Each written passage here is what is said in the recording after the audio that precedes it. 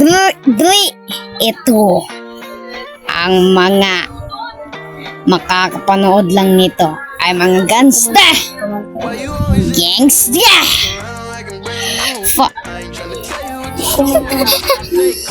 Tangina mo. Sugar daddy. Call me daddy. I'm shopping. Iba talaga ang mga sugar daddy na yan. Mga dalaga pa ang pinag-aanuhan. Minsan na lang sinisige na lang ng mga dalaga kasi pera daw at hindi sa magulang. Yeah. Sugar daddy. Kaya laging tumatawag kasi gusto nila mag-shopping. Punta sa bangka, tapos punta eroplano, pupuntahan nila pat.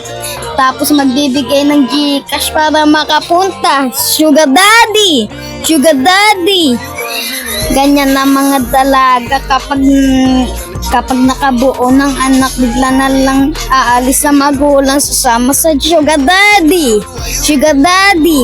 Iba ang mga dalaga noon, hindi sa ngayon. Ang mga dalaga noon, hindi pa uso ang sugar daddy, pero ngayon sama-sama sa mga lalaki.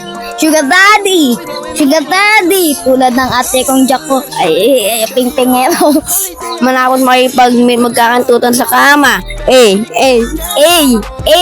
Iba nga yung mga dalaga na yan, panay kantot sa sugar daddy.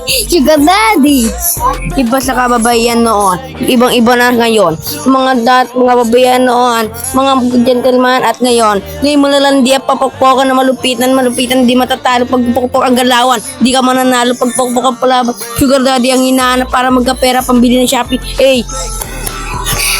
Tapos yung mga babae noon, kahit na maging tomboy, at least may paglaban ng bansa. Ngayon, lagi na lang hanap sugar daddy. Mga babayan noon, lumalaban sa kalaban. Tinatalo ang mga Espanyol ngayon. Pagalihan din ang laban ng kinangatot ng mga Espanyol. Palaban.